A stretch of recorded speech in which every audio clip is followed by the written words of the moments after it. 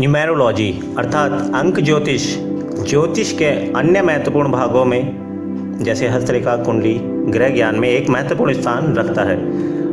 मानव मनोवृत्ति हमेशा से जिज्ञासु रही है, जो कि कुदरत में विद्यमान समस्त अनसुलझे रहस्यों को जानने व सुलझाने के लिए लालायित रहता है।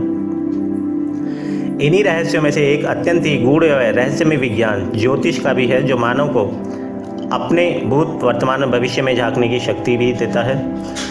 इस सृष्टि में शायद ही कोई मानव ऐसा होगा जो अपने भविष्य के बारे में न जानना चाहे एवं भविष्य के गर्भ में छिपे इन राजों को जानकर अपना जीवन सुरक्षित व कामयाब न करना चाहे।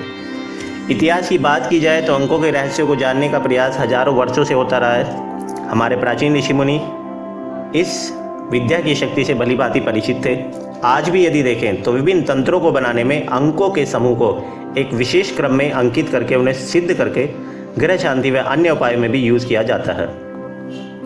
लेकिन अंकों का ये विशिष्ट उपयोग व ये विद्या कहाँ से आई और कैसे हमारे मुनिगणों ने इस विद्या के उपयोग को जाना, ये रहस्य तो वो दिव्य पुरुष अपने साथ ही ले गए। हाँ, परंतु इस विद्या का उपयोग कहाँ और किस प्रकार मानव जीवन के विकास में करें, ये हमारे ग्रंथों में लिपिबद्ध करके वो दिव्य पुरुष अवश्य हमारे लिए अमूल्य धरोहर के रूप में छोड़ गए, ताकि आगामी भविष्य में कुछ बुद्धिजीवी इस विद्या को अवश्य समझेंगे व मानव हित व मानव जीवन से जुड़े इनके रहस्यों को उजागर करने में सक्षम हो पाएंगे।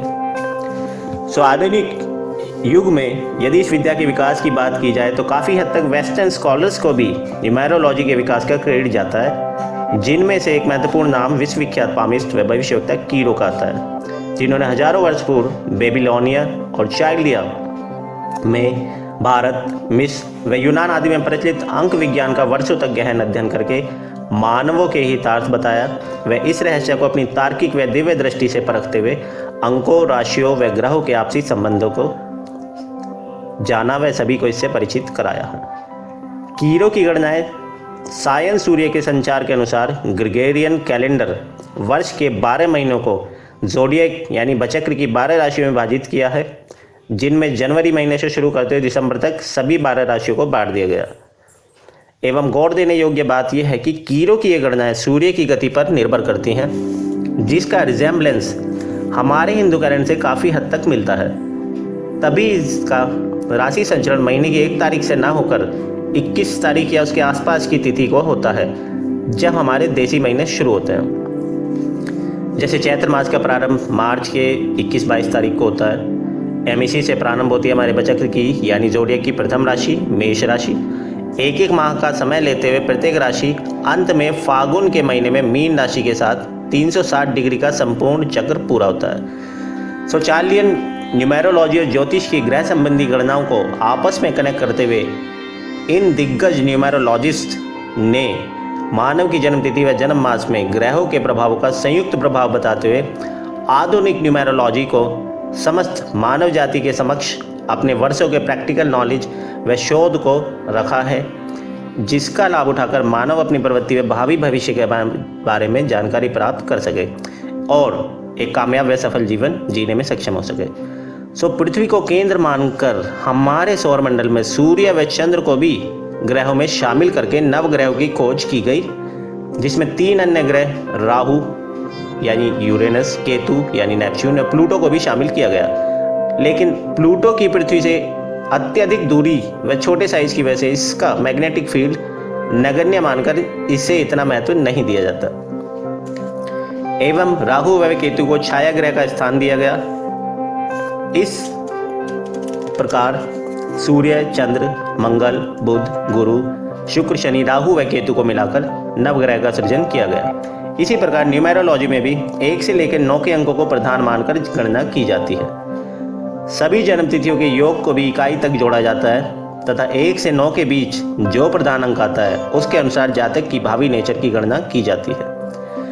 एंड इसी प्रकार ग्रहों को भी 1 से लेकर 9 तक के अंक प्रदान किए गए हैं, जैसे 1 का अंक सूर्य, 2 का चंद्रमा को, 3 का गुरु को, 5 का बुध को, 6 का शुक्र को, 8 का शनि को व 9 का मंगल को दिया गया तथा राहु को 4 व केतु को 7 का अंक दिया गया। सौर महीने की यदि कहें तो प्रत्येक मास एक ग्रह के प्रभाव में है। सूर्य तथा चंद्र एक एक मास और बाकी 5 प्रधान ग्रह 2-2 मास यानी महीनों को प्रभावित करते हैं। राहु तथा केतु किसी महीने को प्रभावित नहीं करते, इसलिए राहु को सूर्य और केतु को चंद्र के साथ जोड़ दिया गया। इस प्रकार ये नवग्रह और 9 अंक हमारे मानव जीवन को किस प्रकार प्रभावित करते हैं, इस रहस्य को न्यूमेरोलॉजी हमारे सामने उजागर करती है।